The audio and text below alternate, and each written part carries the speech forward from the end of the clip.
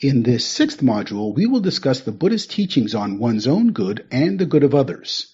In this module, we move beyond binary relationships discussed in the previous module to how one impacts and is impacted by those within one's sphere of influence. I will also share some simple metta meditation instructions. Let's start by considering the title of this talk, One's Own Good and the Good of Others. Some people may think of this as a either-or situation. Either I put my time and energies into improving myself, or I put my time and energies into helping others. This zero-sum attitude is a wrong way of thinking. It is not how the Buddha presented things. The Buddha often spoke of one's own good and the good of others and the good of both, where the good of both means benefits to society. Here is a sutta in which the Buddha emphasized the importance of self-improvement as the first step in helping others. One who is himself sinking in the mud cannot pull out another who is also sinking in the mud. One who is himself not sinking in the mud can pull out another who is sinking in the mud. One who is himself untamed and undisciplined cannot tame and discipline another who is also untamed and undisciplined. One who is himself tamed and disciplined can tame and discipline another who is untamed and disciplined. Let's look at a sutta in which the Buddha discussed acting for one's own good, for the good of others, and for the good of both. One overcome by greed, hatred, and delusion acts for his own harm, for the harm of others, or for the harm of both, and he experiences mental suffering. Earlier, we talked about how greed, hatred, and delusion are the roots of bad karma, which reinforce bad habits and result in future harm for oneself. In this sutta, the Buddha is saying that these same bad roots can lead to the harm of others. This impact on others is not due to karma, but rather because our speech and actions influence other people. If we speak or act in a way that is greedy or selfish, then we are communicating a message to others that it is okay to be greedy or selfish. If we speak or act out of anger or racism, then we are saying that we think that this kind of speech or action is acceptable. Consider that our children are always learning from the examples set by their parents. But when greed, hatred, and delusion are abandoned, he acts for his own good, for the good of others and for the good of both, and he does not experience mental suffering. Similarly, when we speak or act in a way that is good, this not only creates good karma for ourselves and reinforces good habits, but it also can inspire others to improve themselves. One overcome by greed, hatred, and delusion engages in misconduct by body, speech, and mind. But when greed, hatred, and delusion are abandoned, he does not engage in misconduct by body, speech, or mind. The mind is the forerunner of all things, both bad and good. Bad speech and bad action have a bad impact on others. Good speech and good action have a good impact on others. One overcome by greed, hatred, and delusion does not understand as it really is his own good, the good of others, or the good of both. In other words, one with mental blindness does not understand what is good for himself, what is good for others, or good for both. But when greed, hatred, and delusion are abandoned, he understands as it really is his own good, the good of others, and the good of both. So one practicing wise attention clearly understands what is good for themselves, good for others, and good for both. One overcome by greed, hatred, and delusion is considered to be a fool, and a person whose mind is free from greed, hatred, and delusion is considered to be wise. A fool or a wise person is characterized by their conduct. A fool can be recognized by bodily, verbal, and mental misconduct. Similarly, a wise person can be recognized by good bodily conduct, good verbal conduct, and good mental conduct. Even if you do no evil but follow one who does, you're suspected of evil. The sort of person you make as a friend, that's the sort you yourself become. An arrow smeared with poison contaminates the quiver, so fearing contamination, do not follow evil people. Wrapping rotting fish in a leaf makes the leaf smelly, so it is if you seek out fools. Wrapping incense in a leaf makes the leaf fragrant, so it is if you seek out the wise. Here is a quote from a famous sutta, the Mangala Sutta or Blessing Sutta. The people of ancient India were very superstitious. It was common to interpret things as omens of future good luck or future bad luck. The Buddha was asked, "Tell me the greatest blessing." Now the commentaries explain that the word blessing, mangala, means something that indicates future happiness and prosperity. The Buddha gave a list of 38 items. The list starts with the basic indicators most important to a layperson's life and proceeds through spiritual indicators relevant to sainthood. The first 3 items on the Buddha's list, the basic indicators most important to a layperson's life, were not to follow the foolish but to follow the wise, and to honor those who are worthy of honor. Now, the traditional translation of this sutta is not to associate with the foolish, but to associate with the wise. But the commentaries explain that what is meant is not to follow the foolish, but to follow the wise. We often cannot choose our associates, for example, at work, but we can choose who we follow and who we choose as our role models. We choose to spend much of our time going to movies, watching TV, and engaging in social media. How much of this time is actually being influenced by fools? Movies, TV, social media, these things stir up our emotions. Speaking of stirring up emotions, in one sutta, an actor asked the Buddha, "We actors make people laugh. Does that mean that when we die, we are reborn among the laughing devas?" The Buddha replied, "Don't ask me that question." But the actor repeated the question 3 times until the Buddha finally replied, "No. People who are full of emotions to begin with, who are wrapped up in their emotions, focus with even more emotion on things inspiring emotion presented by an actor on the stage. Therefore the actor, himself intoxicated and heedless, having made others intoxicated and heedless, may be reborn in hell or as an animal." Remember when the Buddha said, "Honor those who are worthy of honor"? Unfortunately, in today's society, young people often take actors as role models.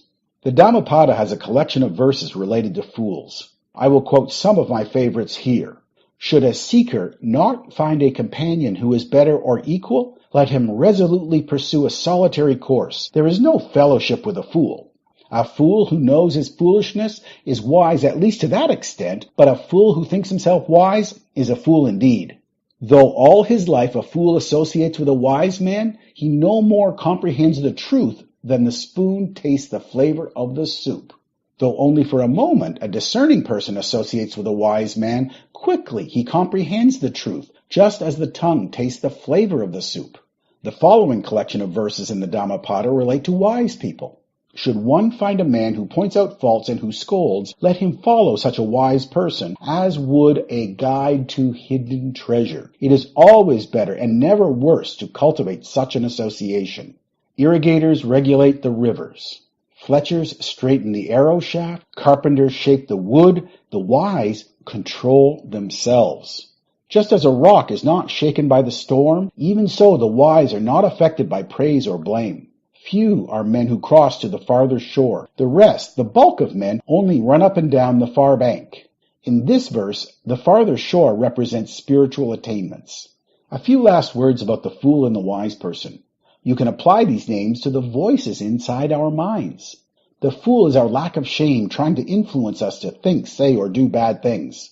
The wise person is our conscience trying to influence us to think, say, and do good things. Whichever friend we pay more attention to gets stronger, and whichever friend we ignore gets weaker. I would like to now share with you some simple metta meditation instructions. Metta meditation is easy to learn. It calms the mind and creates a pleasant mental feeling. As mentioned in the personal training module, metta meditation creates a lot of merit and is part of mental development. To make it effective, you need to turn metta meditation into a habit. To turn metta meditation into a habit, you may want to reserve a time of each day, such as first thing in the morning, for metta. Again, to reinforce metta meditation as a habit, you may want to do your meditation in the same place each day. The first step in practicing metta meditation is to sit in a quiet place with your back straight. It should be a quiet place without distractions, without other people around. Sit in a comfortable posture, either on a meditation cushion or on a chair. If you're sitting on a chair, do not let your back rest against the back of the chair. It's important that the back is straight. Perhaps you can imagine yourself as being a marionette with a string connected to your head. Somebody is pulling up on this string attached to your head so that your back is straight. Every few minutes you may want to check your posture. A monk, having gone to the wilderness, to the shade of a tree or to an empty building, sits down, folding his legs crosswise, holding his body erect. These instructions on how to prepare for meditation appear in many suttas. The second step in practicing metta meditation is to steady, still, unify, and compose your mind. This expression, steady, still, unify, and compose the mind, also appears in many suttas as a standard description for concentration. Metta meditation is a concentration exercise. You might want to start your meditation by fixing the time for the meditation, say 15 minutes or half an hour, and setting up a timer on your phone. Knowing that a timer will sound at the end of the meditation means that your mind does not have to worry about looking at the clock. Some people take a few deep breaths to relax the mind, and some people mentally scan their body from head to toe as a relaxation exercise. Use whatever approach works for you to steady, still, unify, and compose your mind. The third step in practicing metta meditation is to choose an easy object for your meditation. An easy object is a person for whom it is easy for you to generate feelings of loving kindness. You may want to start by radiating loving kindness to yourself or to a respected person. An example of a respected person may be a teacher or a monastic. Some people find it difficult to radiate metta to themselves. They feel that they are unworthy or that radiating loving kindness to themselves is selfish or egotistical. If you have a problem radiating metta to yourself, then start with a respected person. According to the commentaries, a monastic should not radiate metta to a person of the opposite gender. The concern is that if a monastic wants to generate very deep levels of concentration, subtle attachment may arise if the person is of the opposite gender. In my opinion, since we're not attempting to generate very deep levels of concentration, we should not be too concerned about limiting our objects to people of the same gender, unless we feel attachment arising instead of loving kindness. Once we have selected our first object for metta meditation, we can proceed to step 4, which is to mentally repeat, "May I be well, may I be happy," or "May he be healthy and at peace," or some similar phrase. At all times, keep a smile in your heart. Use whatever words come naturally to you at that moment. It's fine if the words change. It's fine if you use another language if this is more natural for you. What is important is the feeling that is in your heart, not the words you use. At some point, the words may naturally fall away, just leaving the feeling. It's fine if this happens. It's fine if this does not happen. At some point, the mind may become preoccupied with some thought or other. This is natural. Getting angry at yourself or your mind when this happens kind of defeats the purpose of metta meditation. When the mind gets distracted, lovingly and gently bring the mind back to repeating your phrase. If the mind gets distracted again, lovingly and gently bring it back again. Everything should be done with a smile in your heart. I will now pause for 1 minute, just 60 seconds, to give you a chance to put these 4 steps into practice.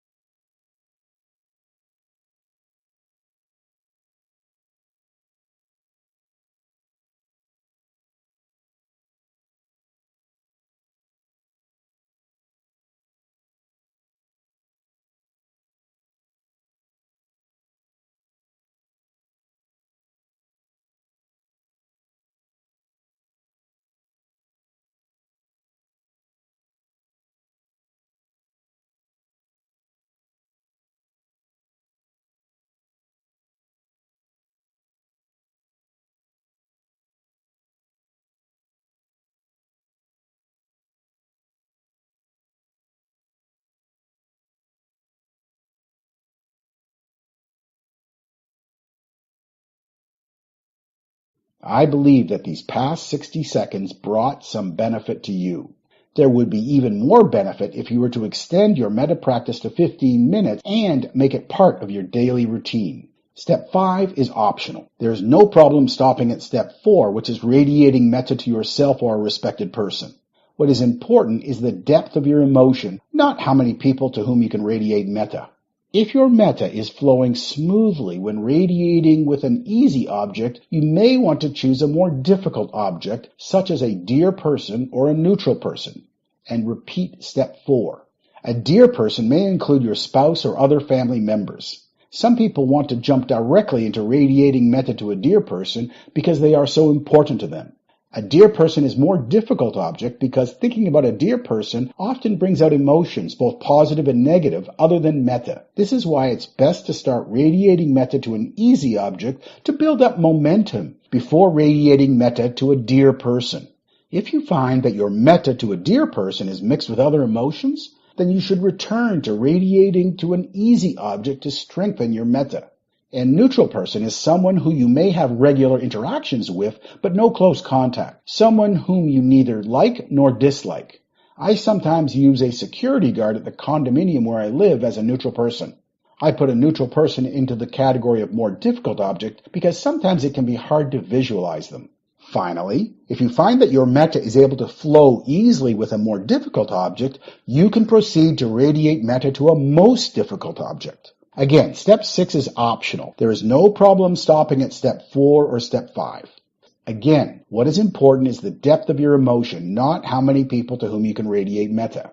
It's obvious why a disliked person is under the category of most difficult object. Many years ago, I attended a talk on metta, and during the Q&A session after the talk, a member of the audience asked, "I have a problem with one of my coworkers. I've been radiating metta to them for more than 1 month, and they still have not changed. What's the next step?" The monk laughed and replied, "Metta is meant to change you, not to change the other person. If you think of a certain person, and the thought of that person causes negative emotions to arise, then you should avoid trying to radiate metta to that person for the time being. When your practice is more established, then you can think of them again." I also put all beings under the category of most difficult object because it is difficult to visualize all beings. It's easy to visualize an easy object or a more difficult object, and this is why I suggested starting with them before attempting to radiate metta to all beings. Sometimes you may want to radiate metta to all beings in different directions. Sometimes you may want to radiate metta to all beings, starting with your immediate surroundings and radiating outwards to include the city, the country, and finally the whole world. Sometimes you may want to radiate metta to all beings according to their realm of existence. Choose whatever approach feels most comfortable for you. So now you have a basic understanding of metta. Does it make sense to you that practicing metta is for your own good? That there are benefits to you in practicing metta? I think it is obvious that metta practice, if repeated regularly, can train the mind to naturally respond to situations with loving kindness, rather than responding with anger. This will increase the harmony of your interactions with others. But what about the good of others? Imagine that you are practicing metta alone in your room. Do you think that your metta could have a positive impact on your neighbors who have no idea that you're meditating? Out of faith, you may believe that it's possible, but there is no scientific explanation. An experiment was done to test the hypothesis that the mental tranquility of a large group of meditators could reduce the crime rate in a large city. The experiment was conducted over 2 months in June and July of 1983 in Washington, D.C., the capital of the United States. Washington was selected because it had a serious problem with violent crime. Violent crime is defined as homicides, rapes, and assault. The violent crime rate in Washington was 3 times the national average and had been increasing before the experiment started. The experiment happened to take place during a heat wave. In the past, heat waves had caused the crime rate to increase. The meditators were not Buddhist. They were a group practicing transcendental meditation. The group claimed that their meditation practice could cause the citywide crime rate to reduce by 20%. The chief of police said the only thing that could cause a 20% reduction in crime rate during the summer would be 20 inches of snow. Obviously, with no scientific explanation, city officials did not believe that the meditators could have any impact on the crime rate. A 27-member project review board was set up comprising independent scientists and leading citizens to ensure objectivity and research rigor. The project review board included representatives from the police and other city officials, as well as professors from multiple local universities. The research project was considered sufficiently sound, balanced, and thorough to be published in a peer-reviewed scientific journal, Social Indicators Research. So what did the research show? Over 8 weeks, as the number of meditators, the green line, increased, the violent crime rate, the brown line, dropped. After 8 weeks, violent crime rate had reduced by 23.3%. Soon after the experiment was over, the crime rate began to rise again until it returned to normal. Now, there's no scientific explanation as to how a large group of meditators could reduce the city's crime rate by more than 20%, but the data clearly showed that it happened. The experiment was conducted using transcendental meditation, which is like metta in that it is a tranquility-based approach. Transcendental meditation calms the mind by silently repeating a mantra, whereas metta meditation calms the mind by radiating loving kindness. Now, in my opinion, if the Washington experiment had been conducted using metta meditation rather than transcendental meditation, the results might have been even more impressive. What this means is that your metta could have a positive impact on your neighbors who have no idea that you're meditating. So practicing metta is beneficial for yourself and also brings benefit to others. Your metta can increase the harmony of other people's interactions with each other. A few minutes ago, I shared with you the story of a person asking a monk why radiating metta to a coworker did not change the behavior of the coworker. The monk laughed and replied, metta meditation is meant to change you, not change the other person. Based on the Washington experiment, I suspect that radiating metta did have an impact on the coworker, but that it was too weak to be noticed. Now, at the end of the Washington experiment, there were 4,000 meditators involved. Sometimes when reading the news, I feel kind of powerless. I want to do something about the lack of harmony in the world. Here is an extract from the Metta Around the World website, a movement that was started by a Malaysian monk, Bhante Mahinda. Mind is the forerunner of all phenomena. As such, we need to harness all of our positive mental energies with one heart and mind through meditation and prayer for peace, harmony, and stability in the world. We wish to invite you and your friends and loved ones to radiate metta or loving kindness for at least 15 minutes on new moon and full moon days and to dedicate the merits for peace, harmony, and stability in the world. Those who wish to practice more often or for longer duration are most encouraged to do so. Although the practice may take place at any time and place of convenience, we wish to encourage individuals and organizations to practice in groups if possible to harness the collective power from this initiative. Our efforts individually and collectively will make a difference. In this module, we have discussed how one impacts and is impacted by those with whom one associates. The bottom line is to avoid associating with fools and not be a fool oneself, to associate with the wise and be wise oneself. I have also shared some simple metta meditation instructions. Now is the time for questions and answers.